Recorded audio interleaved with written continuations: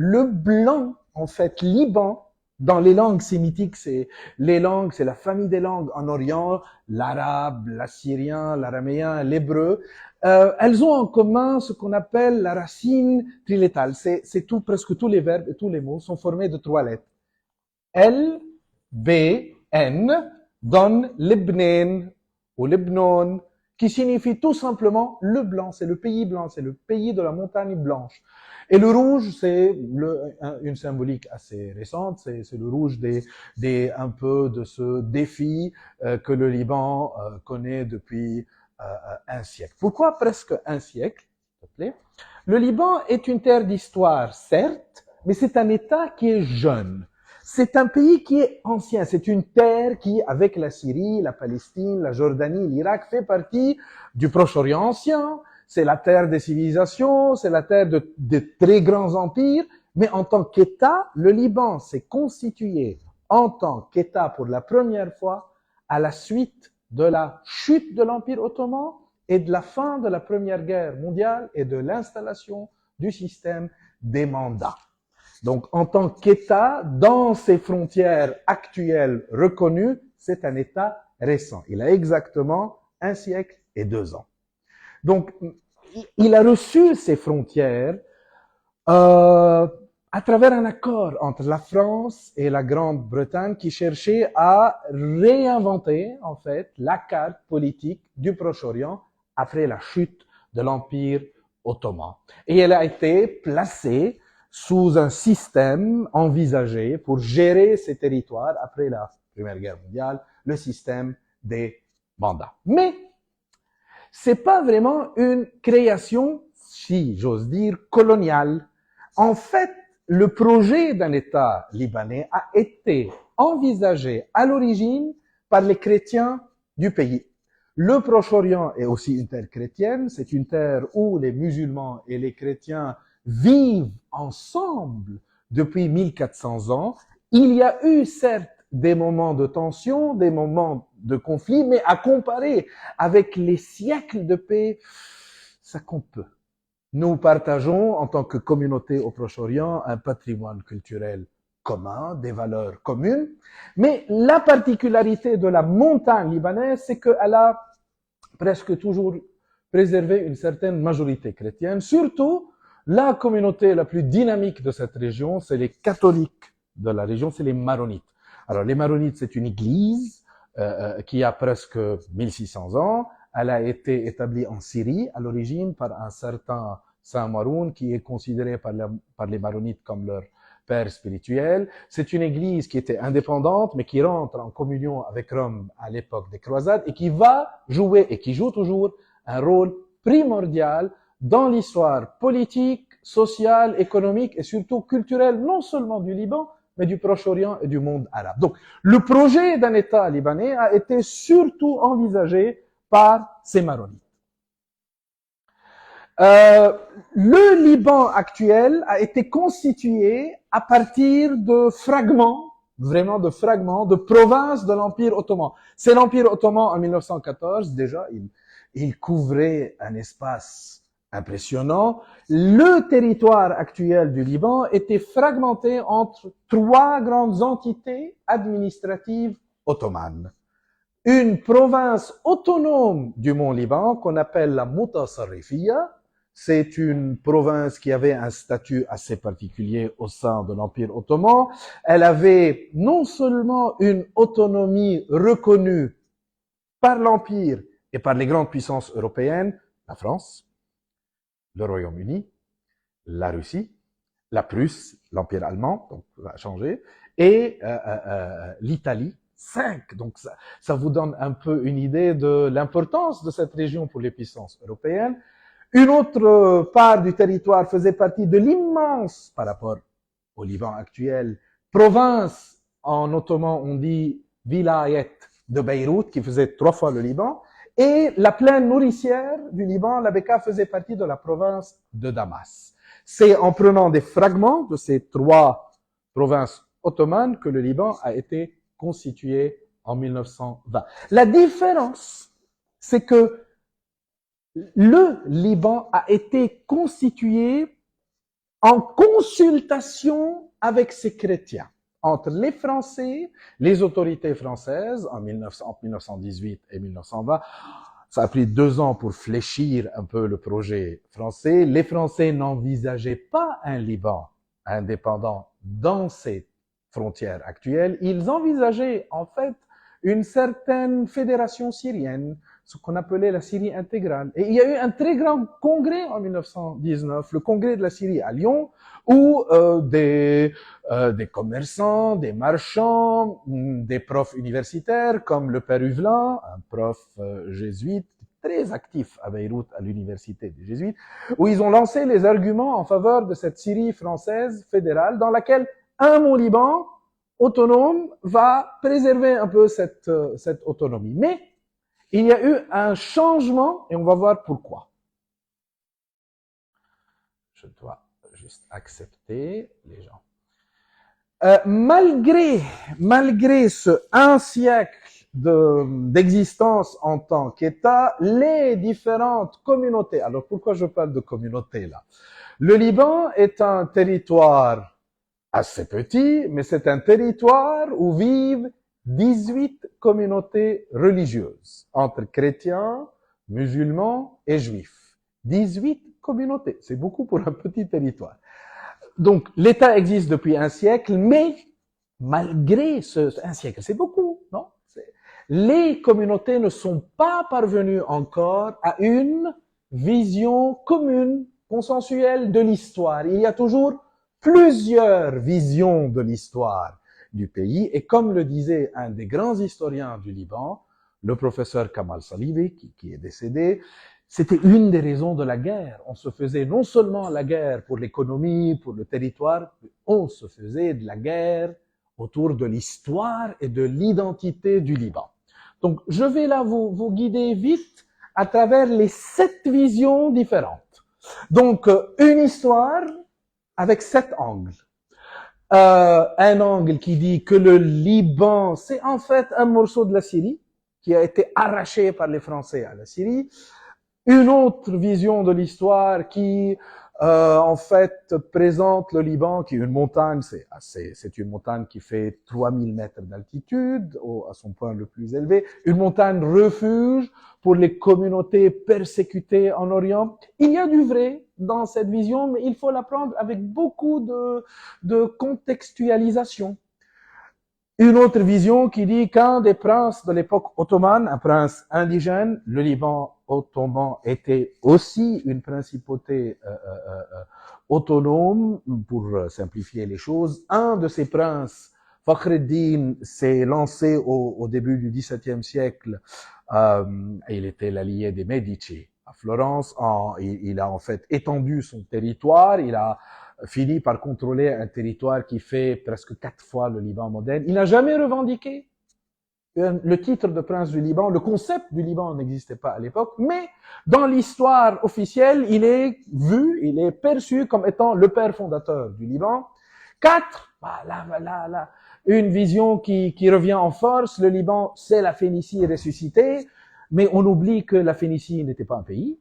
Les Phéniciens ne se sont jamais identifiés comme Phéniciens. C'est le nom que les Grecs ont donné aux populations qui vivaient non seulement au Liban, mais aussi en Syrie et en Palestine. Il y avait 4 royaumes phéniciens. Le royaume d'Arwad, c'est l'île d'Arwad qui existe toujours en Syrie. Le royaume de Byblos, Jbel, au Liban. Le royaume de Saïda, au Liban. Le royaume de Tyr, au Liban. Ils avaient certes une langue commune, une religion commune, une culture matérielle commune. Ils se faisaient souvent la guerre. Et c'était pas, nous sommes là avant l'époque hellénistique, c'est avant Jésus-Christ, c'est bien avant le 19e siècle, le nationalisme. Il n'y avait aucun pays qui s'appelait la Phénicie. Donc là, malgré le fait que le Liban est une terre qui a connu la civilisation phénicienne comme d'autres civilisations, mais revendiquer une identité en histoire est toujours problématique. 5, le Liban, c'est tout juste une création coloniale. Non, la chose est plus complexe. Ce n'est pas vraiment une colonie française. En fait, l'influence française est de loin plus ancienne que la période du mandat qui n'a duré que 26 ans. Et enfin, le Liban, un foyer de la civilisation, 6000 ans de civilisation. Donc, et en fait, s'ajoute une 7e vision, le Liban n'existe pas. C'est une faute de l'histoire. Ces 7 visions sont toujours source de tension, source de débats assez fougueux et malheureusement aussi source de tension et de division. Ah, merci. Donc, moi, j'ai fait. Donc là, on va essayer de mettre les choses dans leur contexte pour voir d'où vient cette idée du Liban qui est né en 1920. Alors, pour comprendre, faut pas aller à l'époque phénicienne ou avant, faut tout juste prendre le contexte du 19e siècle. Alors, au 19e siècle, le Liban n'existait pas en tant qu'entité. Il existait en tant que montagne. Jabal Lubnan. Jabal, c'est montagne, et Lubnan, c'est Liban. C'était une région où il y avait un système qui ressemble beaucoup au système féodal européen. C'est des familles locales qui recevaient de l'Empire ottoman le droit de la collecte des impôts, assurer la sécurité, donc ils avaient des petites armées, et bien sûr rendre justice de première instance.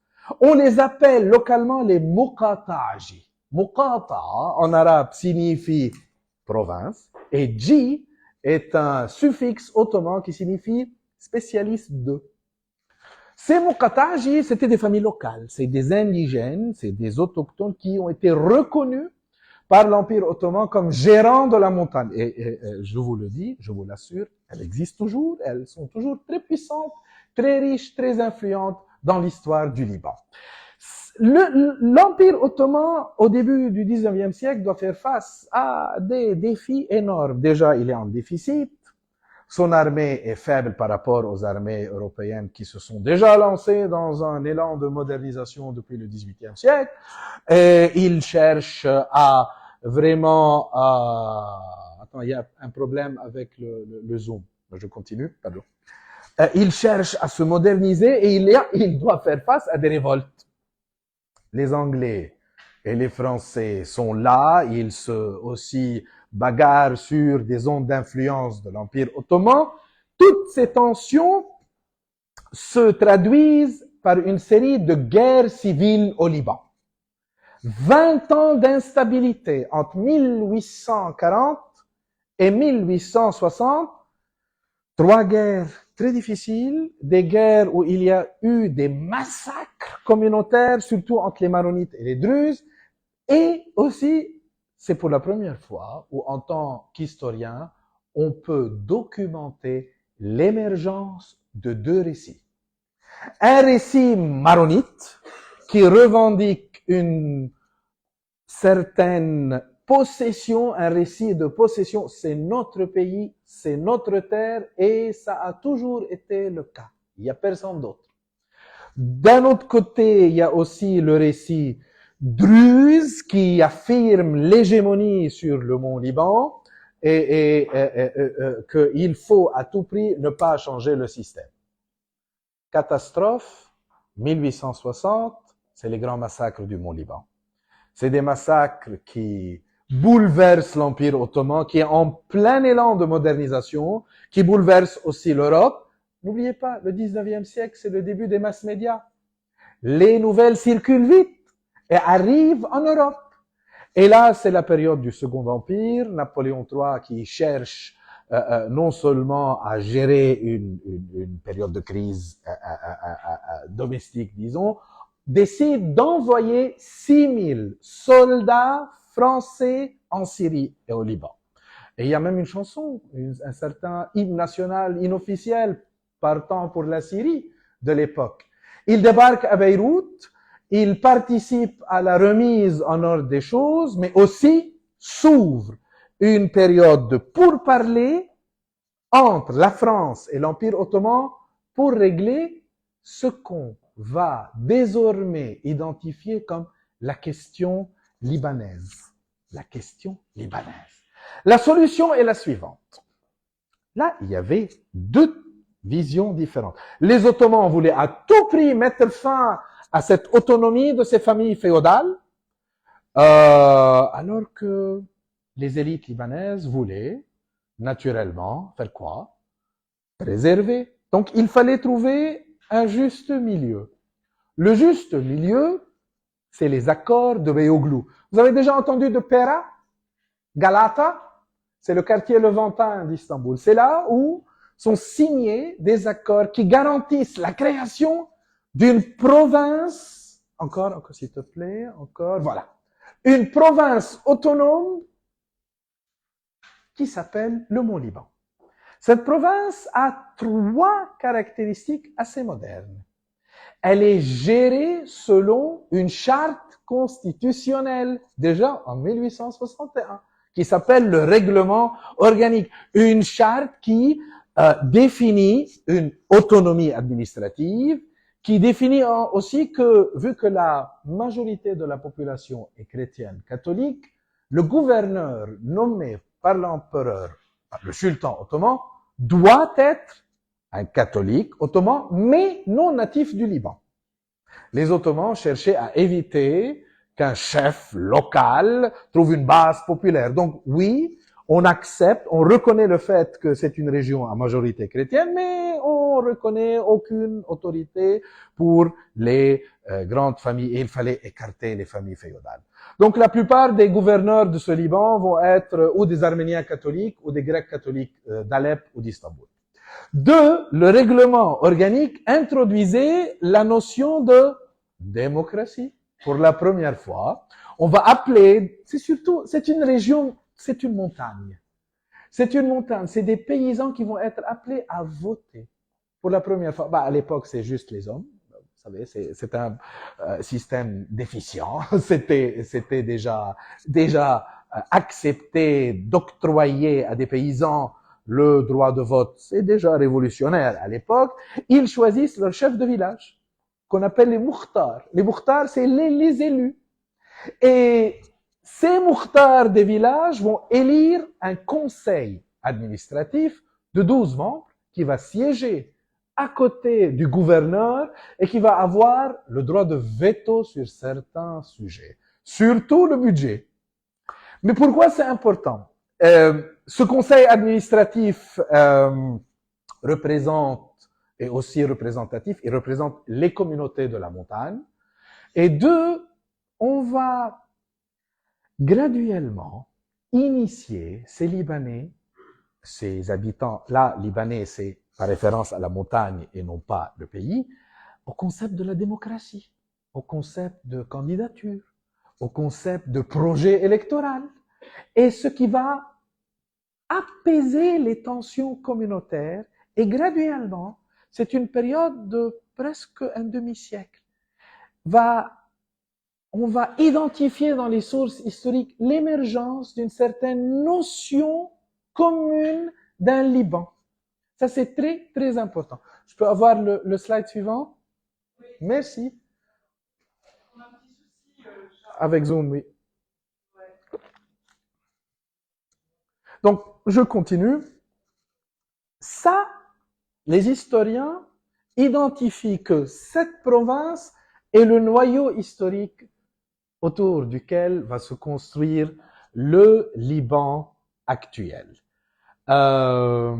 Aussi, chose très importante, durant cette période révolutionnaire, durant cette période de guerre, les paysans, pour la première fois, rédigent leurs revendications. C'est un peu comme les cahiers de doléances de la Révolution française, sans vouloir comparer, mais le concept, c'est ils s'identifient comme étant, je le dis en arabe et je le traduis, Ahali Jabal Lubnan, les habitants, mais là, Ahali renvoie un peu à un sens d'appartenance du Mont Liban. C'est pour la première fois dans l'histoire. Ça, c'est un document clé écrit en 1840. C'est les paysans maronites, sunnites, druzes, chiites, grecs orthodoxes, grecs catholiques, qui se réunissent.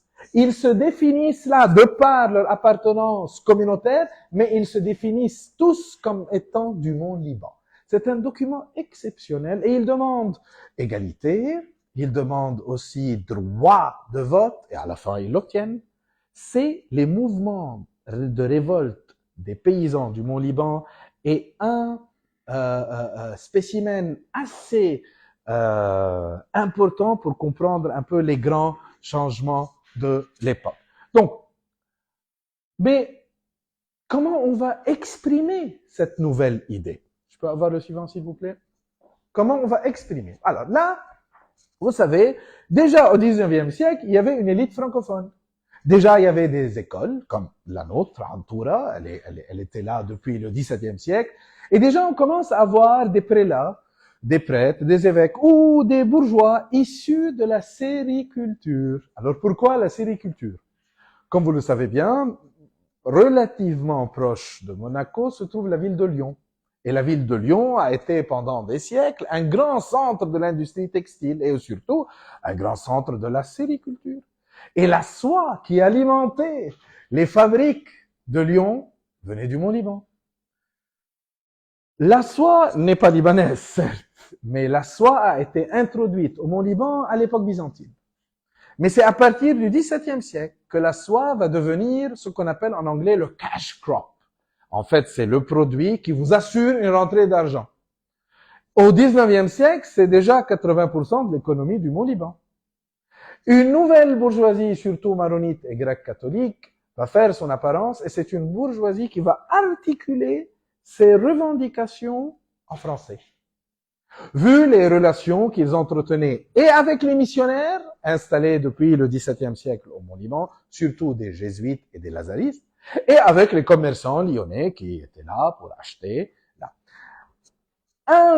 Une des premières œuvres à vraiment mettre en relief une certaine revendication a été rédigée par l'évêque maronite de Led'i en Syrie, Olamrad. Il écrit en français notice historique. C'était à la mode d'écrire des notices historiques à l'époque de la nation maronite et les rapports avec la France.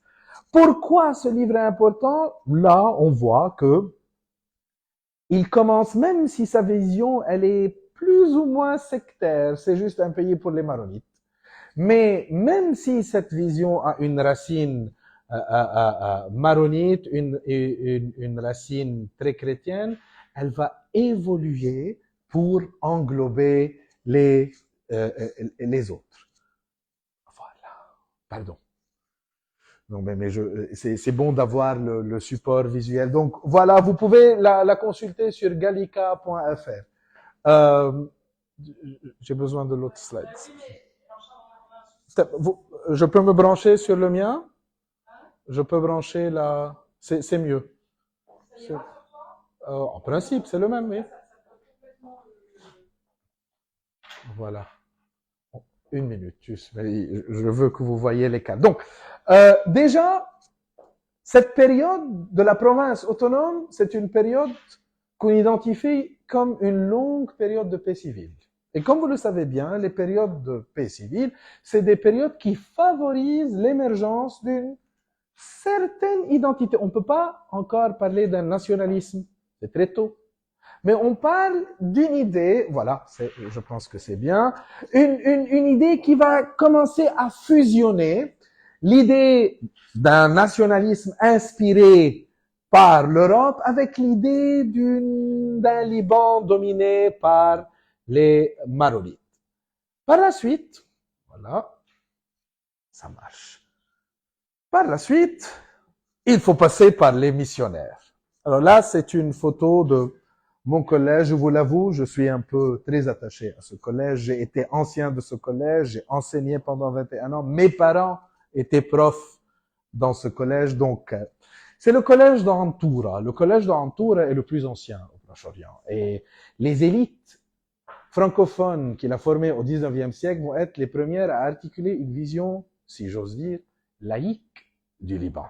Même si c'est des élites locales chrétiennes, formés chez des missionnaires, l'idée qu'ils vont articuler a beaucoup d'éléments de la laïcité.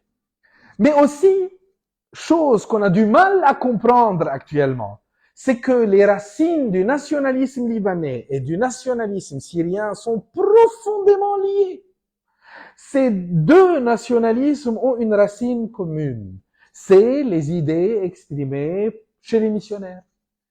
Mais là, chez les missionnaires protestants, très actifs au Liban à partir de 1830 et qui fondent en 1866 la plus ancienne université moderne du Proche-Orient, la Syrian Protestant College, ou qui est connue actuellement sous le nom de American University of Beirut.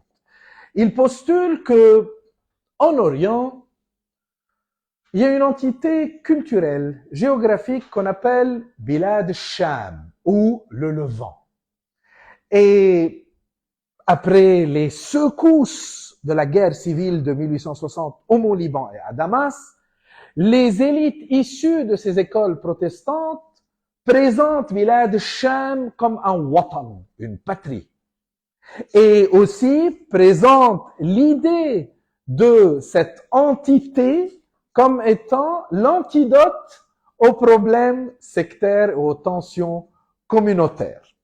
C'est la base de ce qu'on appelle le syrianisme. C'est la base de ce nationalisme syrien. Et le père de ce nationalisme est un Libanais maronite. Donc là, on va voir ces élites maronites qui vont ou développer un proto-nationalisme libanais ou développer un proto-nationalisme syrien. Boutros el-Boustani, on l'appelle au Liban et en Syrie, Al-Muallim, le mentor, le prof. C'est un des pères de la renaissance culturelle arabe. Et il publie un livre qui s'appelle Nafir Souria, le clarion de la Syrie, où il décrit la Syrie comme un watan, comme une patrie, et où il décrit la nécessité d'avoir une entité qui englobe toutes ces communautés, la Syrie. Mais là, c'est un nationalisme développé dans les écoles protestantes. Une autre forme de syrianisme va aussi voir le jour, mais chez des intellectuels libanais éduqués ou par les jésuites ou par les lazaristes.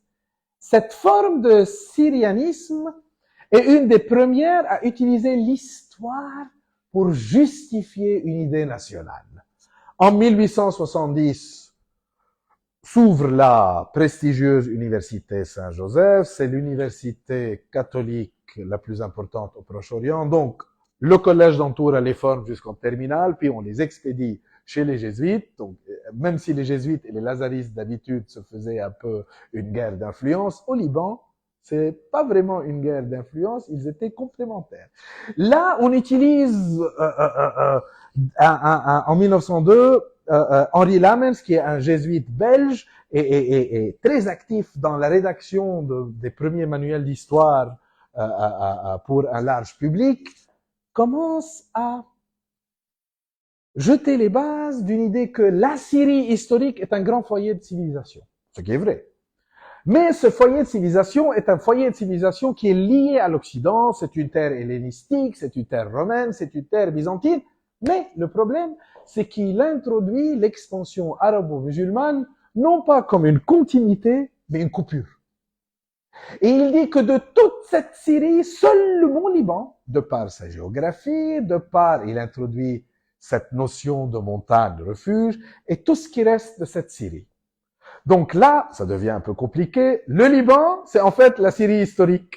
Et c'est tout ce qui reste de cette Syrie historique qui a ces liens très importants avec l'Occident. Les idées du père Lamens et d'un autre aussi, du père Martin, vont être récupérées par des intellectuels qui cherchaient à exprimer des revendications nationales.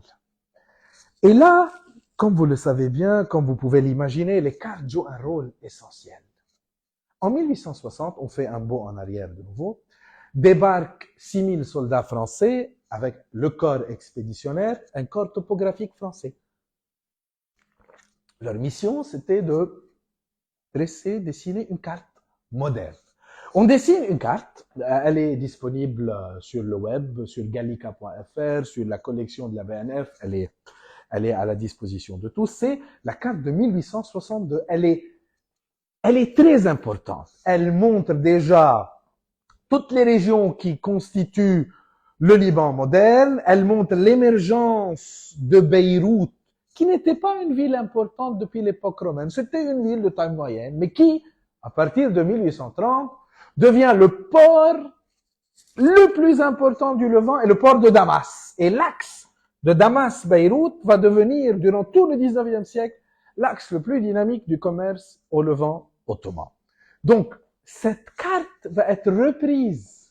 Ces intellectuels sont formés par des Français, donc ils savent que la carte existe et ils vont utiliser la carte comme support pour revendiquer non seulement un Liban centré sur la montagne, mais là, un Liban qui va revendiquer la ville de Beyrouth, la plaine du nord du Akkar, la plaine de la Bekaa et le sud Liban qui est une région extrêmement fertile. C'est pour la première fois qu'on voit une idée qui à l'origine était maronite, centrée sur le mont Liban, s'étendre sur des régions où les maronites étaient une minorité et non pas une majorité. Aussi, Lamens publie un autre livre, Tasrih al-Absar. Tasrih al-Absar, c'est en fait le voyage des yeux.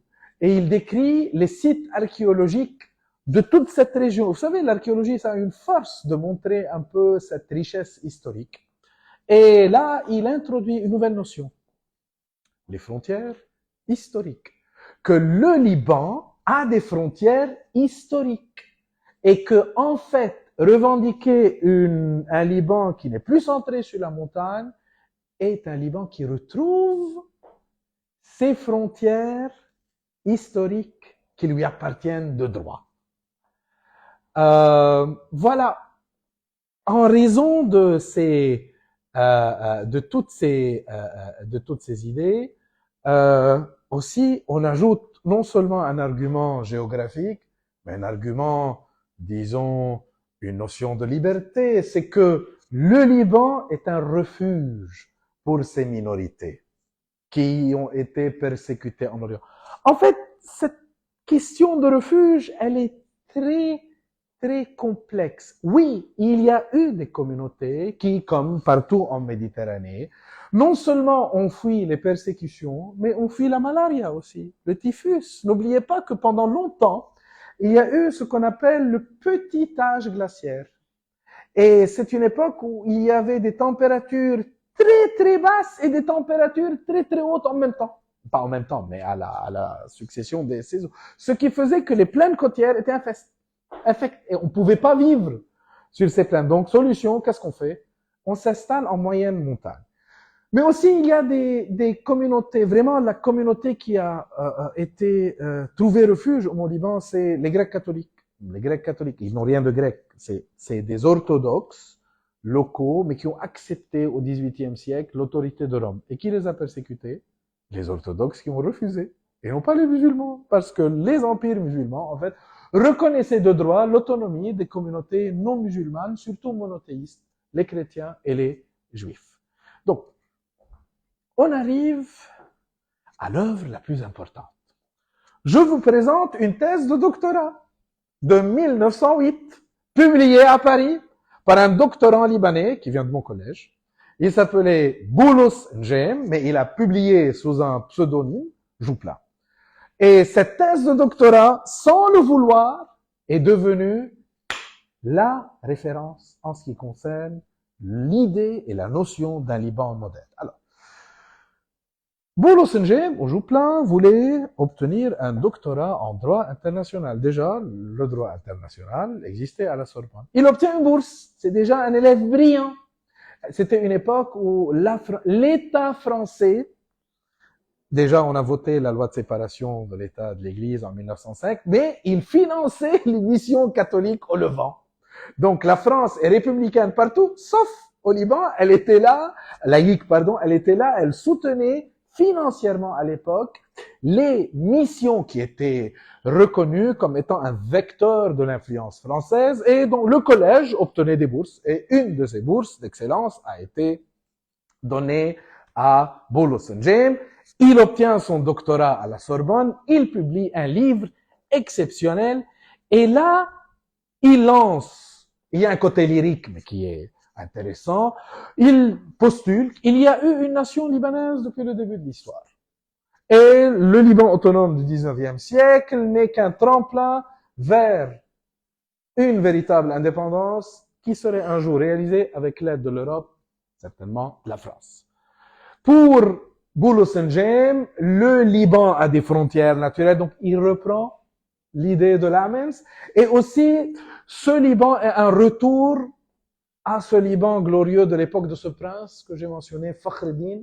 C'est le seul portrait qu'on a de Fakhreddin. Il est à Florence, car Fakhreddin a été exilé pendant 5 ans entre Florence et la Sicile. Et aussi, un collègue de Boulos N'Djem, aussi un élève d'Antoura, Shikri Ghanem, très actif à Paris, va développer une autre idée. Une idée d'une Syrie intégrale. Il va fonder le comité central syrien à Paris. Et c'est des comités qui étaient financés par le Quai d'Orsay. Il faut penser à ces communautés, comme on dit en anglais, des think tanks. On rassemble des intellectuels, des consultants en fait, pour proposer au Quai d'Orsay des solutions possibles pour comprendre et comment gérer un territoire. Donc voilà, on a là deux visions différentes. 1918.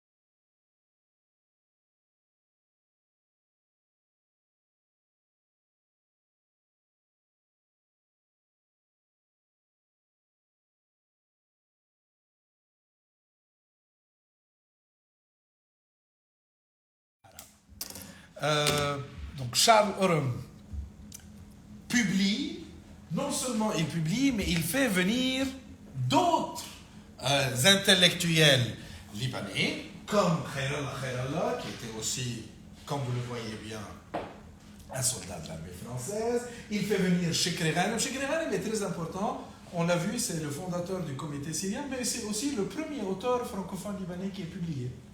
Et ils sont très actifs, et à la fin, il fait venir un Alfred Naqash. Monsieur Alfred Naqash, ils sont tous élèves d'Antoura. Ils sont en commun. Pourquoi? Et j'arrive à la fin il me faut encore une dizaine de minutes. Ça va? Vous êtes fatigué? Donc, cet homme très élégant est le premier à introduire une notion très moderne, une étude de la viabilité économique d'un pays. Il rédige longuement. Pour lui, tout ce discours identitaire ne sert absolument à rien. Pour lui, il faut constituer un État indépendant mais viable économiquement. Donc, il a la formation d'un groupement administratif qui comprendrait le Liban naturel, donc le Liban, la montagne avec les plaines, désigné par quelques-uns un grand Liban. C'est là où on commence à trouver dans les récits de ces intellectuels cette notion de grand Liban par rapport au petit Liban qui était la montagne, qui permettait aux Libanais de produire chez eux les céréales. Donc déjà ce défi de produire sa nourriture est un défi qui découle de la tragédie de la Première Guerre mondiale. De nouveau, on retrouve une gemme qui va nous donner la première carte détaillée de ce Liban qui ressemble à la carte du corps expéditionnaire français. Aussi, Charles Orme va publier en français, en anglais, des livres où il essaye de dialoguer avec les Français, que on n'est pas tellement différents. Il utilise la Mare Nostrum, la Méditerranée, comme trait d'union, que de l'époque phénicienne, à l'époque romaine, à l'époque byzantine, à l'époque des croisades. C'est une terre qui a participé à cette histoire européenne.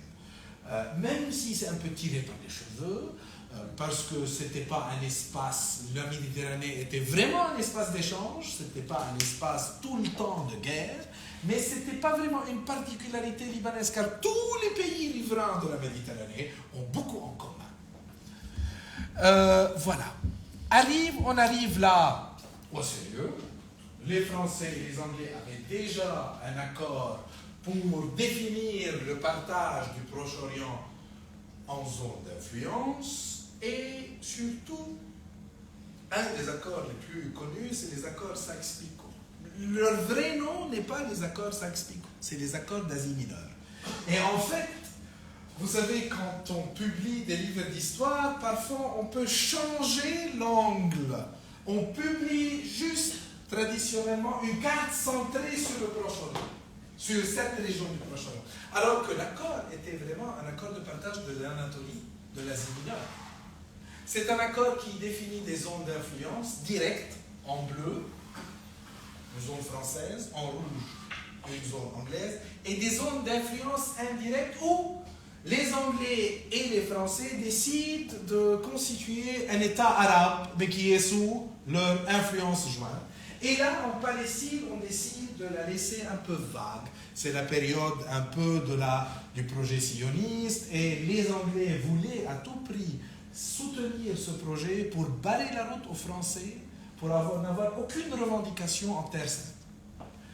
Mais vraiment, l'accord qui va définir la naissance des États, c'est l'accord, c'est pas loin d'ici, à San-Remo. Les Français et les Anglais se retrouvent en avril 1920.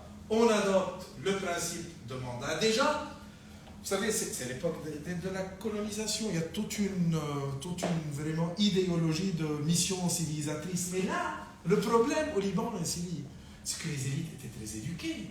C'était des élites déjà occidentalisées, qui parlaient un français impeccable, qui s'habillaient à la française. Donc, on ne pouvait pas vraiment utiliser l'argument de mission civilisatrice. Il fallait trouver une autre façon de gérer. On crée le système des mandats. Alors, la France et l'Angleterre sont là pour accompagner ces élites locales à construire des États selon le modèle d'État-nation européen. La France obtient le Liban et la Syrie. L'Angleterre obtient la Palestine, la Transjordanie qui va devenir la Jordanie et l'Irak. Donc c'est San Remo qui va créer les États. Et c'est dans ce contexte que, revenons un peu à ces fondements historiques de ce que va devenir en 1920 le Liban, ou le Grand Liban. C'est un pays qui a connu une autonomie pendant les siècles. Donc il y a une tradition d'indépendance très très ancienne.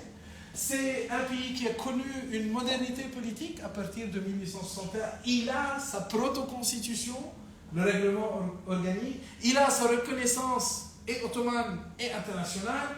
Il a ce conseil administratif élu. Il a une structure exécutive, judiciaire, locale et des habitants égaux devant la loi. C'est déjà beaucoup. C'est déjà énorme. Et cette tradition d'autonomie aussi va être reprise. Et en 1920, le général Henri Gouraud, qui est le haut commissaire français au Levant, décide de regrouper, de redessiner la carte. Il met fin au projet d'un royaume syrien. Il va défaire le roi Faisal, qui a constitué un royaume syrien éphémère à Damas. Et là, par une série de décrets, le 1er septembre 1920, il déclare la naissance d'un grand Liban. Le petit Liban, c'est l'ancienne province autonome auquel il va ajouter Beyrouth, Tripoli, Sidon, Tyr, le sud, la Bekaa et la plaine du Akkar. Et il va créer un nouveau pays. Et là, vous savez, les photos parfois portent un message très puissant. C'est l'acte de naissance du Liban. Ça se déroule devant un casino ottoman qui a été refondé en résidence du haut commissaire français. C'est la résidence des Pins. C'est un monument sublime qui se trouve dans la forêt de pins. Et c'est toujours la résidence des ambassadeurs français. Triomphant, il est tout en blanc, il n'a pas son bras droit a été amputé durant la guerre de Gallipoli contre les Ottomans.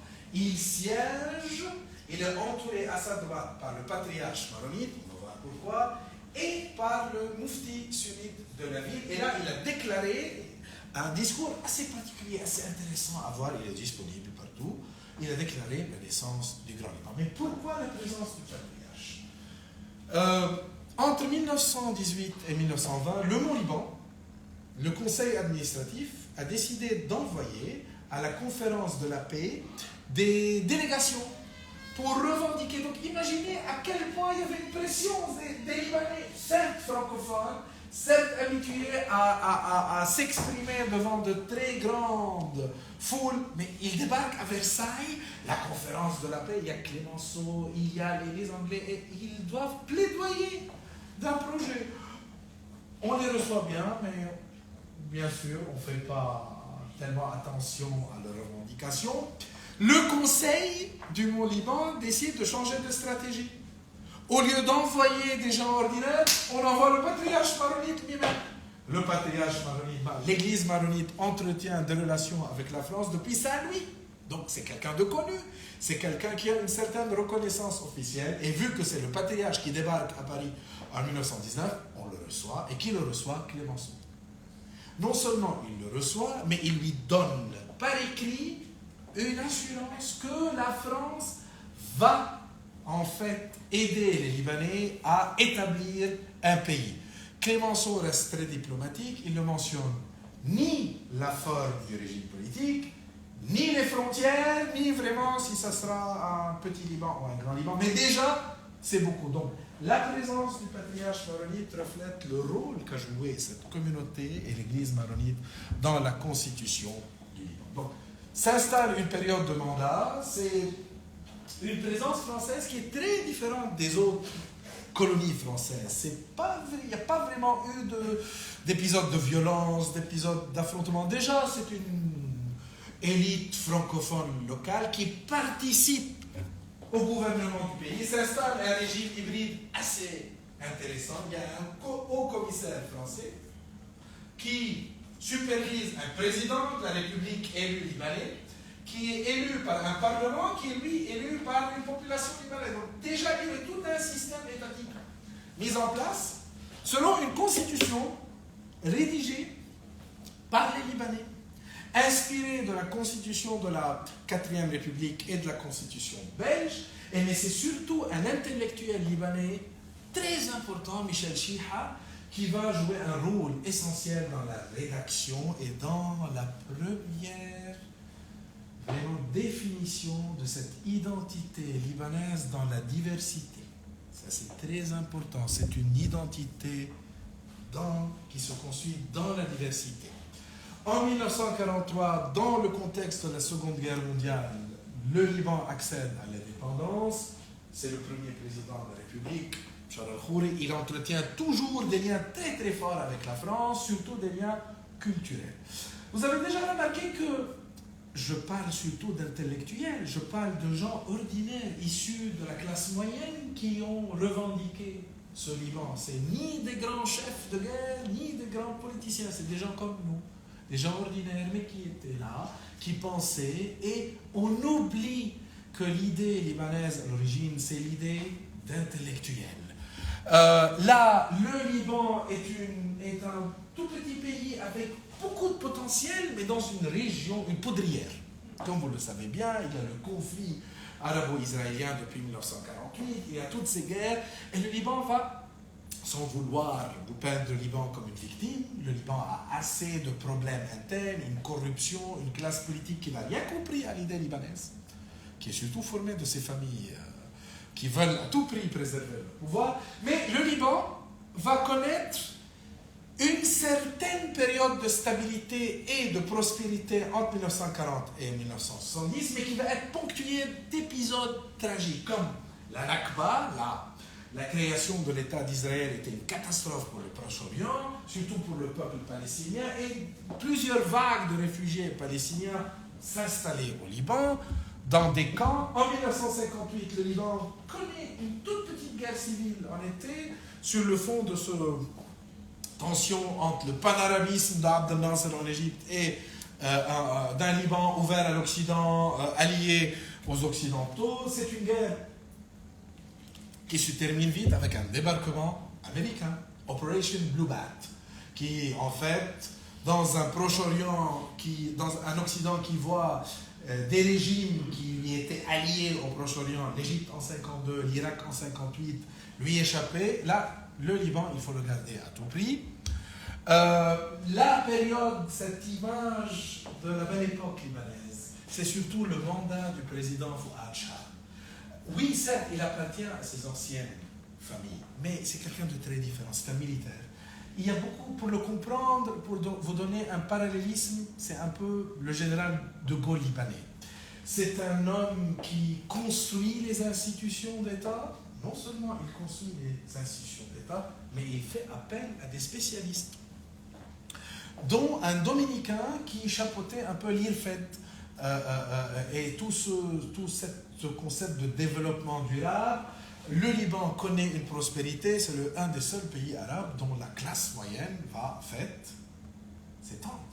C'est un pays qui va connaître des bons extraordinaires en alphabétisation, un PIB qui était un des plus hauts, un pays prospère, stable, et surtout, un pays dynamique sur le plan culturel. Beyrouth va hériter et devenir, à la place du Caire, le centre de la modernité arabe, le centre de toute la créativité. Et vous avez déjà probablement entendu parler de Fayrouz, qui représente un peu toute cette culture moderne.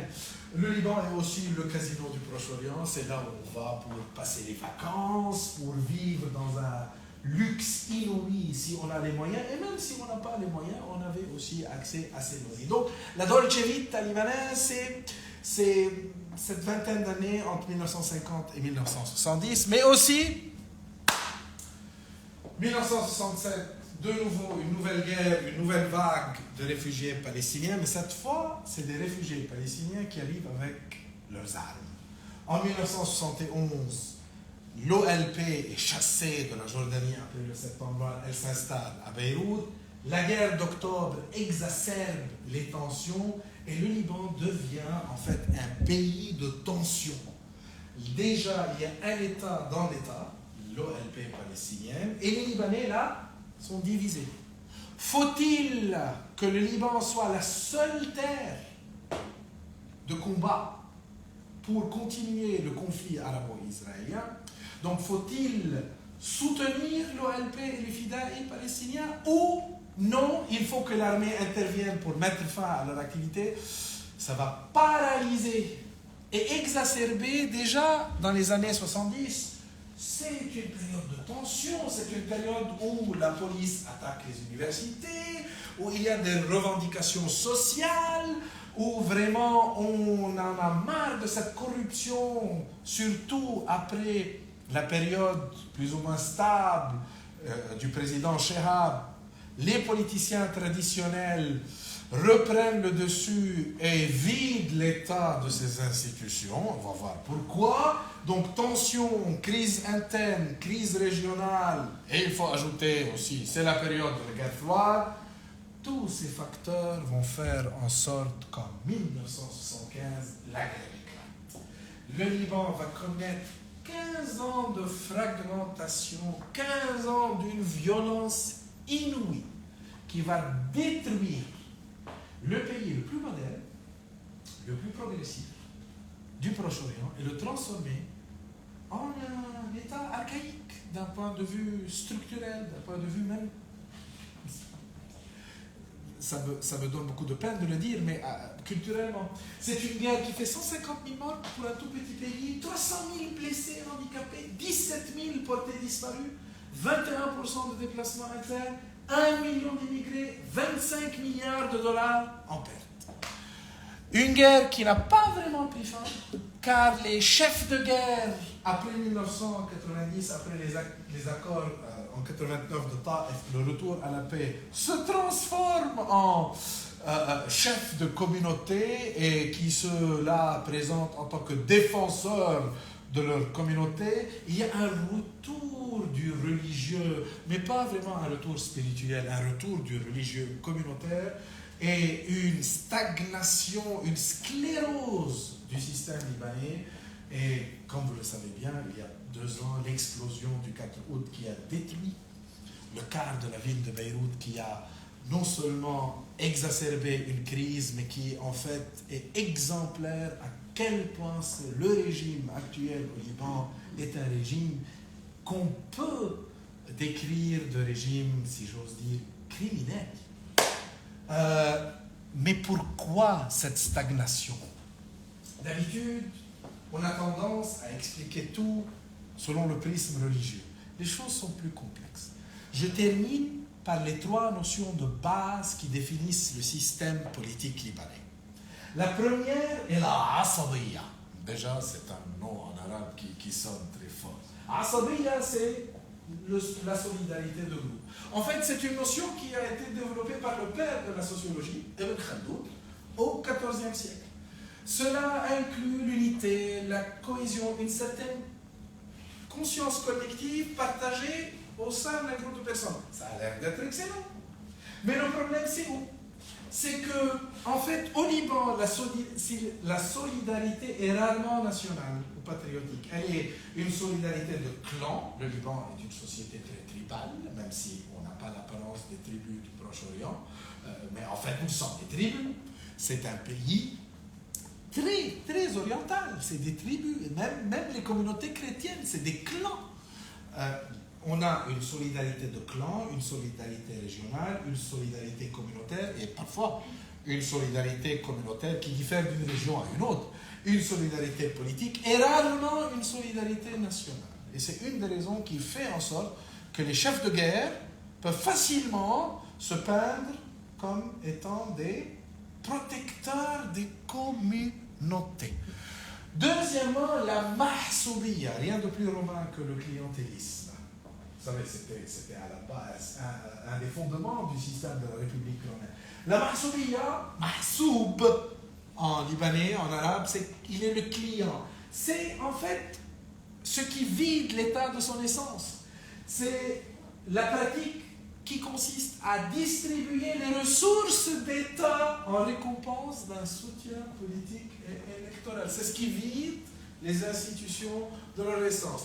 Les ressources d'État peuvent inclure des contrats lucratifs, du secteur public ou des rôles prestigieux de la fonction. C'est aussi un acte de favoritisme qui requiert deux parties. Un client, qui est le citoyen qui est là face à des institutions défaillantes et qui ne peut obtenir gain de cause qu'à travers les liens de clientélisme qui lui garantissent ce qui lui est théoriquement, ce qui lui revient théoriquement de droit.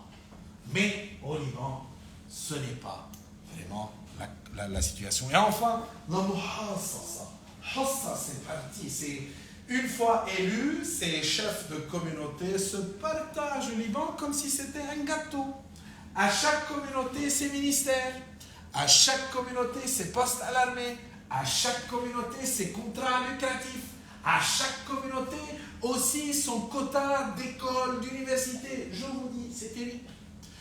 Comment ce système qui s'est installé dans les années 90 et, je dois le dire, qui a été soutenu par les Européens et par les Américains, car ils voulaient enfin que la paix revienne au Liban, mais cette paix est revenue à un prix très très fort, un prix qui a vraiment vidé le Liban de son essence et qui a fait que la corruption qui existait déjà, on a beaucoup de problèmes, a été exacerbée à des niveaux astronomiques. Et enfin, c'est vraiment cette compréhension, c'est que le gouvernement devrait proportionnellement inclure des membres du cabinet de toutes les confessions religieuses au Liban. Et chose qui a été récemment, et là, en fait, une nouvelle vision, c'est qu'il y a des ministères souverains et d'autres ministères qui ne sont pas souverains. Et on se fait des guerres et des guerres pour obtenir des ministères.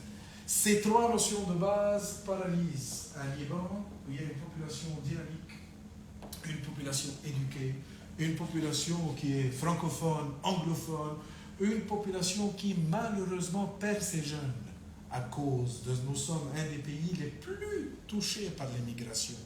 On a perdu en moins de 2 ans 200 000 jeunes diplômés. 200 000 jeunes diplômés ont quitté le Liban depuis 2019 pour une population de 6 millions, c'est énorme. Et là, je termine par Georges Naash. Georges Naash était un grand diplomate libanais, un journaliste. En 1949, déjà, il publie un article qui lui a valu 4 mois en prison. Un article où il critique toute cette classe politique et qui n'a rien compris à ses fondements, à ce Liban qui, selon les intellectuels, était un Liban démocratique, laïque, axé sur l'éducation, et d'où l'importance de l'activité de Mission Enfance au Liban. À soutenir l'éducation, c'est l'essence même du Liban. Comme vous l'avez remarqué, en tant qu'idée, le Liban est dans les écoles, dans les universités. On est en train de perdre nos écoles et nos universités, donc on est en train de perdre l'essence du pays. Et là, il résume très bien ce conflit entre une idée moderne, démocratique, laïque, axé sur l'éducation, et un État qui est censé être moderne, qui est archaïque, qui est géré comme une principauté, comme vraiment une seigneurie féodale, mais du Xe siècle.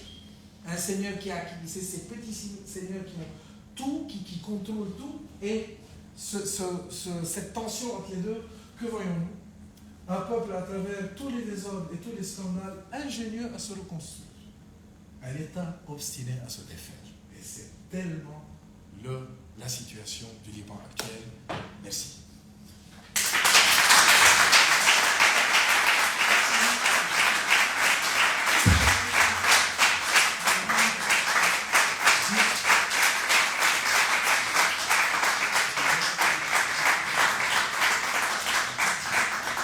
Merci beaucoup.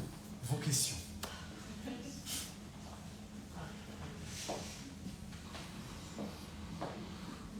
Peut-on espérer que le Liban retrouve certaine unité lorsqu'il n'y aura plus d'influence extérieure qu'il y a l'Iran? Ah, certainement. Voilà. Certainement. La situation, l'ingérence iranienne au Liban est certes un des facteurs de déstabilisation. Mais il faut comprendre que la situation est plus complexe que ça. Car la communauté chiite, c'est des Libanais aussi. Et à la fin, enfin, même si le Hezbollah est vu et perçu comme étant un corps assez déstabilisateur au Liban, c'est à la fin des Libanais. Et il faut trouver une solution avec ces Libanais. Donc l'Iran n'est pas le seul pays à s'ingérer au Liban. On est un territoire de conflit de plusieurs. Mais le grand défi actuellement, c'est la crise économique. C'est la crise. Trouver une solution au Hezbollah est chose très complexe. C'est lié au conflit arabo-israélien, c'est lié à la défaillance du Liban sur le plan militaire face à Israël. C'est impossible de vraiment trouver une solution facile. Donc, prenons les choses étape par étape. Essayons de redresser la situation économique, de permettre à cette société de rester au Liban. Et par la suite, il faut trouver une solution. Mais la solution à travers le Hezbollah est impossible. Ça va se dégénérer en guerre civile. Ça ne peut que se dégénérer en guerre civile. D'où l'importance de commencer étape par étape. Et à la fin, comprendre à quel point aussi la situation est complexe au Liban. Mais je ne vois pas personnellement une issue. Le Liban est toujours un territoire d'affrontement entre les Iraniens et les Occidentaux. C'est un territoire, disons, d'échange de messages. Et dans l'absence d'accord entre l'Iran et l'Occident, je ne trouve aucune solution à long terme pour le Liban. C'est assez triste mais essayons de dire que... Essayons de donner à cette population les moyens de rester au Liban. Mais la Constitution est toujours en vigueur. Certes, monsieur, mais la Constitution au Liban a des ennemis, c'est les politiciens. Si je ne me trompe pas, dans la Constitution, il est dit que le président doit être un maronite. En fait, c'est pas dans la Constitution. Le président du Conseil, un sunnite. Oui. Et le président de l'Assemblée, Un chiite. La Constitution ne précise pas vraiment l'appartenance communautaire des trois chefs, disons. C'est les accords de Taif. C'est en fait c'est un document annexe à la Constitution qui le précise. C'est une tradition. Mais ce n'est pas là le problème. Ce n'est pas écrit dans la Constitution, c'est une tradition. Vu que les maronites ont... Mais le problème n'est pas là. Le problème, c'est que des politiciens maronites, sunnites et chiites, sont corrompus jusqu'aux os. Donc, et depuis 1990, on n'a pas vraiment eu une période de reconstitution de l'État. On a eu une période de reconstitution du centre-ville de Beyrouth sur un modèle économique défaillant des années 60. Alors que c'était déjà l'époque où Beyrouth a perdu son rôle de plaque tournante de l'économie au Proche-Orient. Elle a été remplacée par Dubaï. Dans les années 90, on a voulu, et là on ne fait pas un jugement d'histoire, on a voulu reconstruire la ville comme étant un centre du commerce. Mais les routes du commerce ont changé. On a mal compris. Et depuis, on vit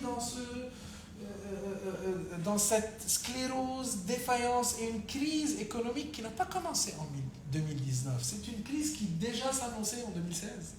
Mais les politiciens libanais qui craignent de perdre leur pouvoir n'ont voulu rien faire. La constitution libanaise, elle n'est pas respectée par les politiciens. Actuellement, nous sommes en période de vacances présidentielles. Selon la constitution, on devait élire immédiatement un président au second tour, au scrutin majoritaire. Ça fait 9 sessions et on n'a pas encore de président. Ça vous dit à quel point les politiciens libanais prennent à la légère leur responsabilité d'homme d'État. C'est tout ce concept de la res publica, de la chose publique, qui n'existe pas.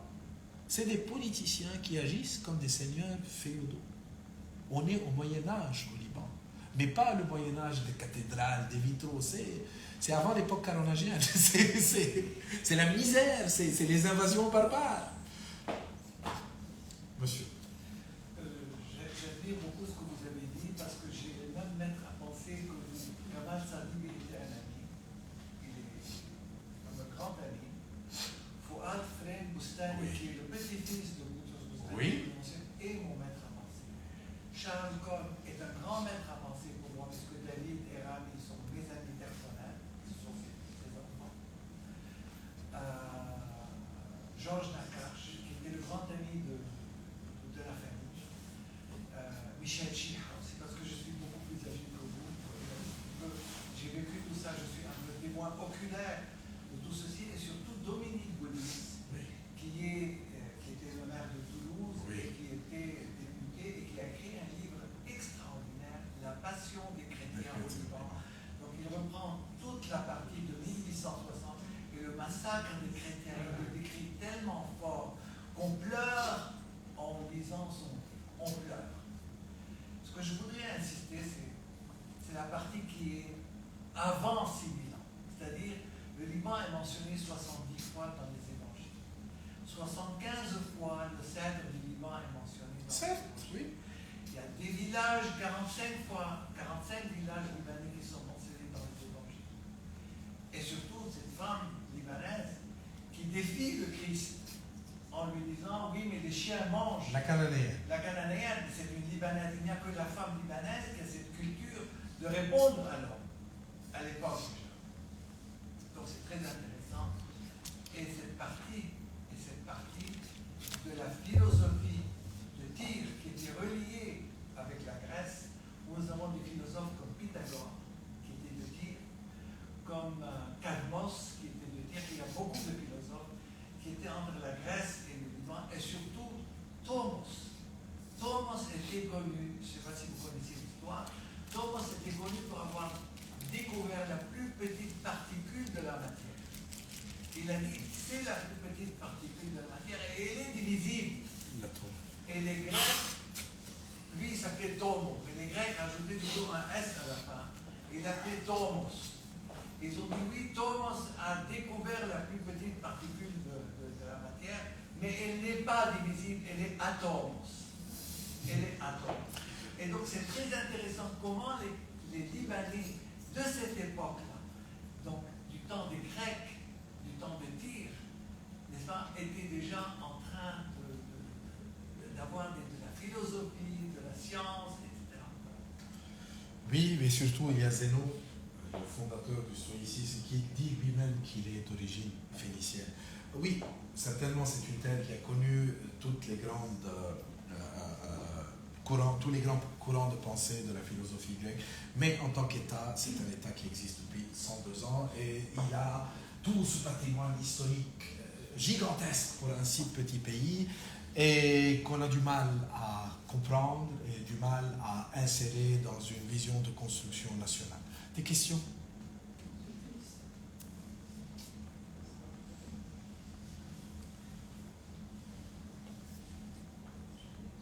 D'habitude, quand on ne pose pas des questions, c'est où le prof a été nul et il a bien. Oui.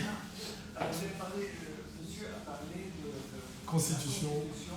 Et vous avez parlé d'un accord. En fait, cet accord de notre temps, on l'appelait le pacte national. Le pacte national, oui. Donc, un pacte national, c'est aussi fort qu'une constitution. Oui. Voilà. Et pour répondre, le pacte national, c'est un accord qui n'a pas été écrit. C'est un accord entre Charles Khoury, qui représentait en 1943, disons, la composante chrétienne, et Riyad al-Salah, qui était un sunnite, Charles Khoury est un maronite, qui représentait la composante musulmane. Charles Khoury va être élu président de la République et Riyad al-Salah va être nommé Premier ministre. Il y a un gentleman, un accord de gentilhomme entre les deux, le pacte national, qui définit un peu le fonctionnement. Mais le problème, c'est que c'est un texte non écrit qui est aussi important que la Constitution, et qui parfois paralyse la Constitution, qui dicte que tout doit être consensuel au Liban. Et si on a du mal à s'entendre sur une décision. Donc c'est un accord qui se veut très noble, mais en réalité, c'est un accord qui paralyse régulièrement le système politique libanais. Voilà. Alors si je peux continuer, donc vous avez dit il n'y a pas de solution aujourd'hui. C'est pas à moi de dire si je j'ai vais une vous en solution. présenter